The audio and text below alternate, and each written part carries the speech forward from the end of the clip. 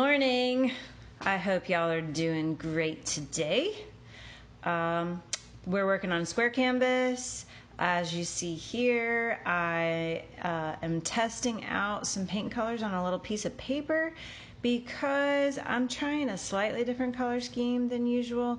It's my usual colors. We've got your burnt sienna, your ultramarine blue, and iridescent pearl, but I've removed the iridescent gold. So usually my background would be the ultramarine blue and the iridescent gold.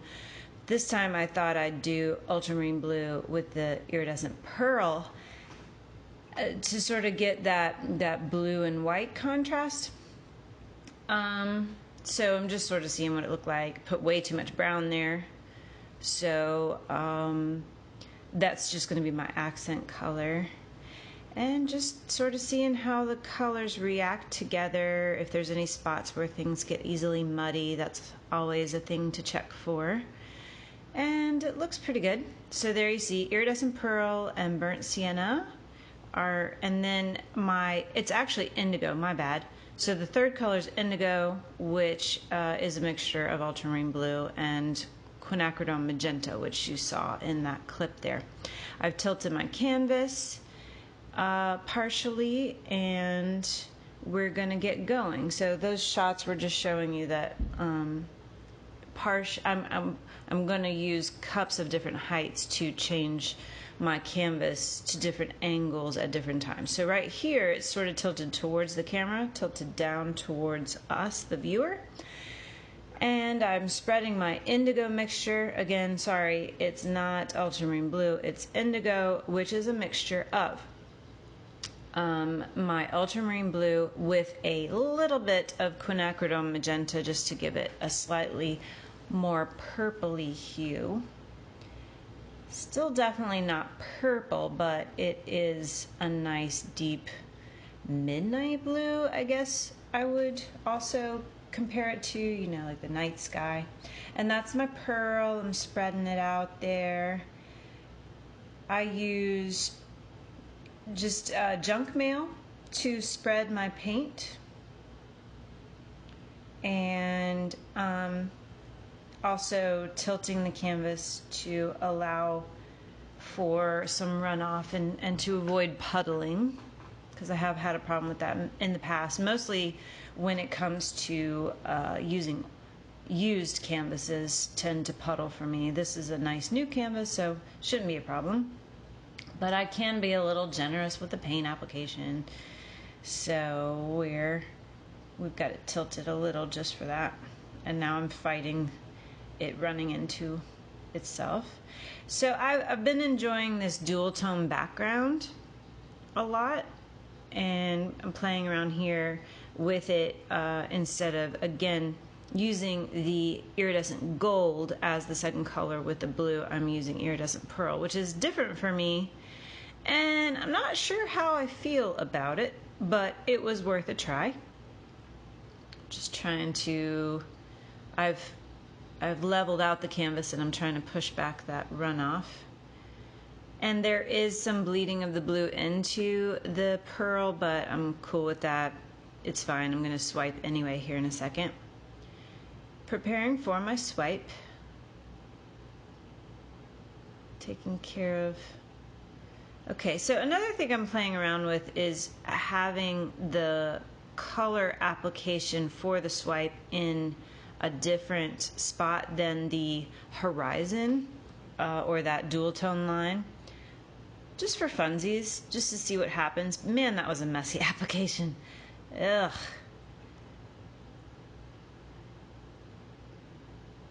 I have sped this video up about 3 times, but still I feel like my whole approach to this painting was quite haphazard.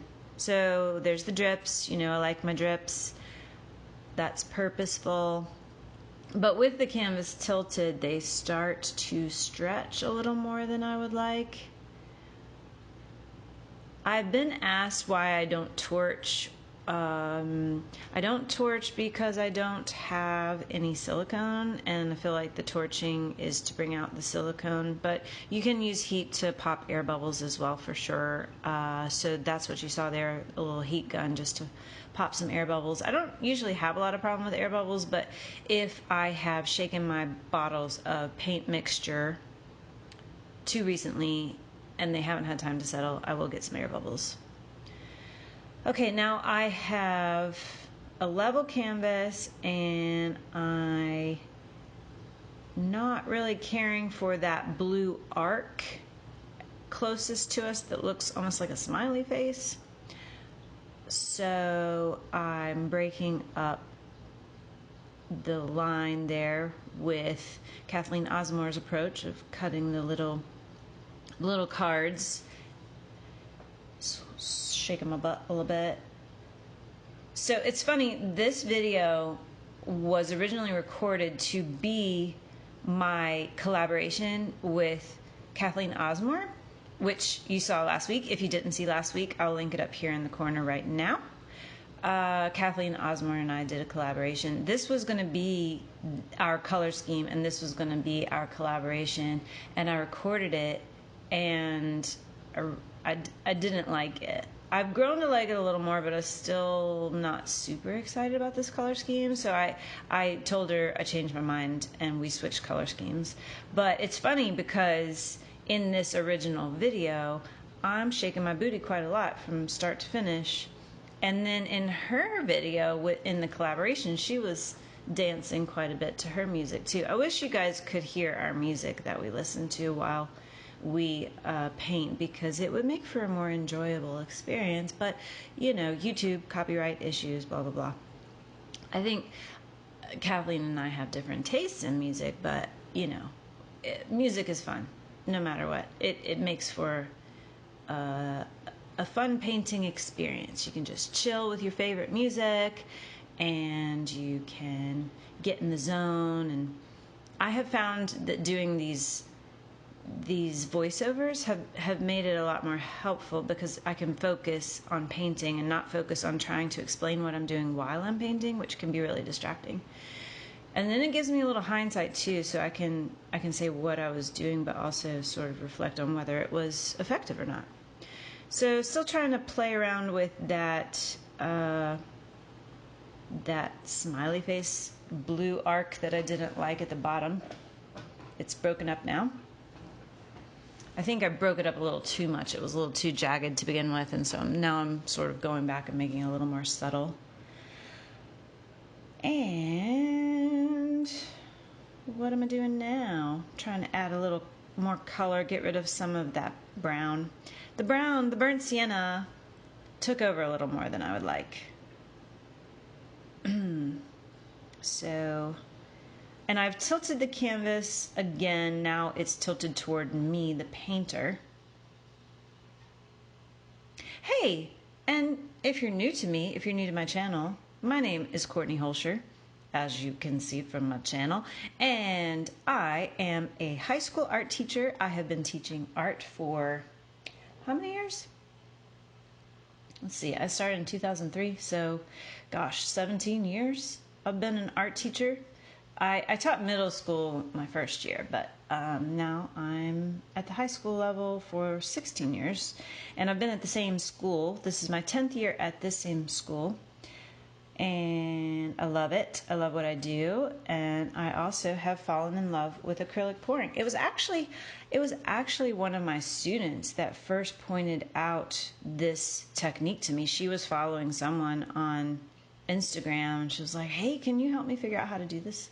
And so I looked into it, and I did help her figure out how to do it for a choice project. And then, I don't know, I fell in love, and I did a lot of research, and I mean, there are a million different recipes out there, right? If you have been watching acrylic pouring, you know. So I came up with my own experiments, and you can find record of that on my blog, on my website, hoelscherart.com. I've got a 4-part blog series about how I came about my recipe. My recipe sort of broke from the norm in that I don't use silicone. At the time, a lot of people were using silicone.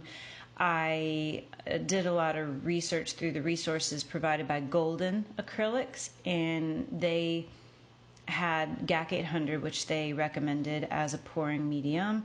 Played around with that, and also the Floetrol, right? Like I tried with and without Floetrol, and Floetrol was what created the cells for me without the silicone. I tried rubbing alcohol, that didn't really work. I tried going with just GAC 800 without the Floetrol, that didn't work. GAC 800 makes a lovely finish without the Floetrol, but you don't get the cells. And I don't like overwhelming cells, but I do like a little bit. I mean, they're interesting, right?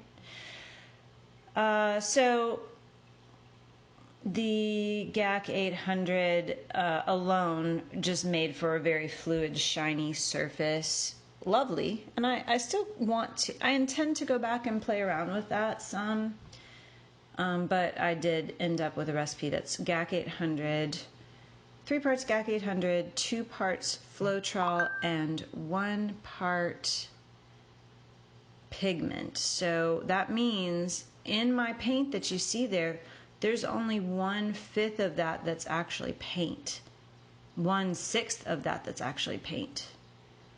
The rest is pouring medium, and I think that's a little mind-blowing for some people. But Golden Fluid Acrylics is a high-quality paint that really holds its own and has a high pigment load, so you don't have to use a lot of paint.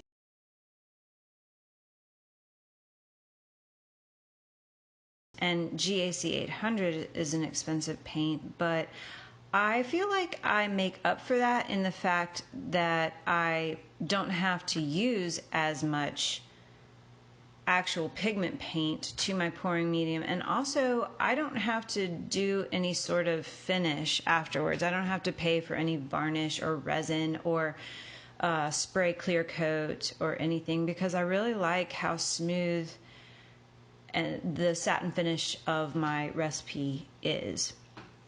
There's no raised areas or lower areas, no divots, no dimples, no cracks.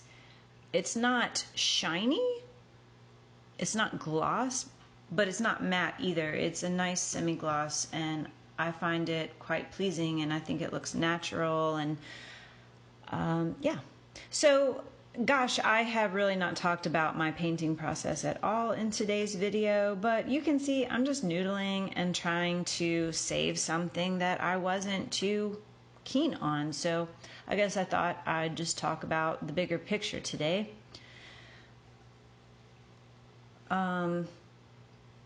Yeah.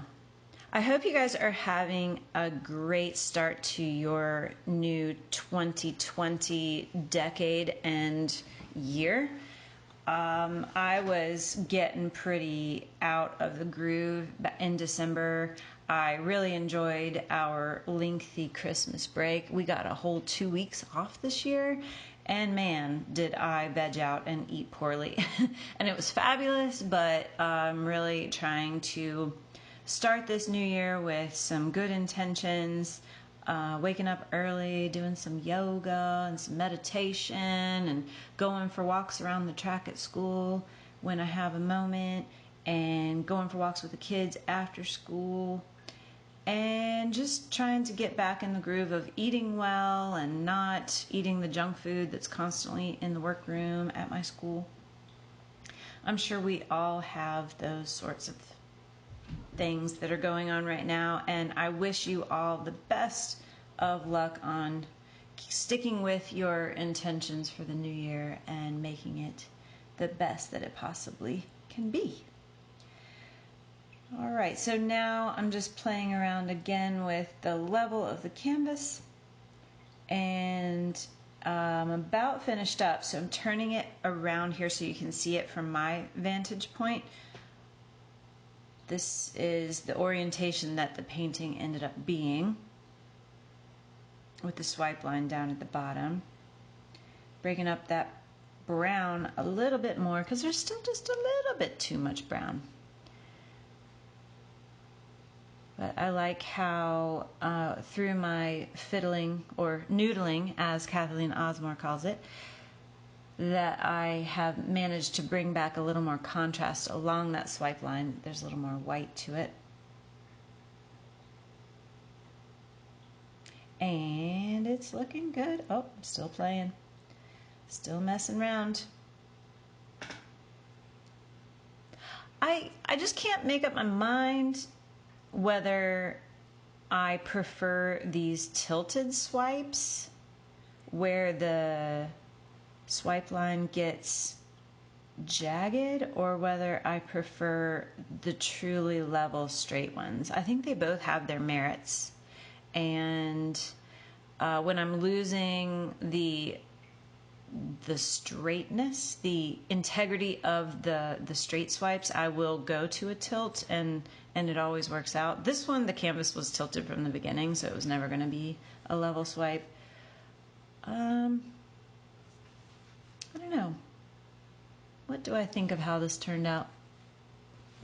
I think that the different color scheme is still so distracting to me that I can't quite make up my mind. I like the way it looks dry better than how it looked wet. The blue deepened, and the burnt sienna is a little less distracting because it was a little red when it's wet, but it becomes more brown as it dries.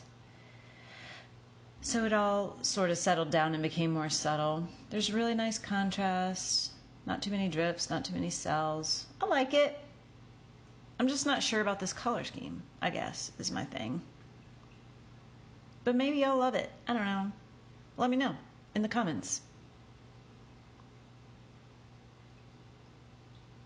I just don't know about this guy. It's not awful, but it's, I don't know, it's meh. Hey, did you know that I have a Patreon now as well as a Teespring account? You can support me by becoming a patron, or you could buy some merch. Also, if you like this video, don't forget to hit the like button, subscribe and click the bell if you want to get notified of my next videos. And as always, thanks for watching.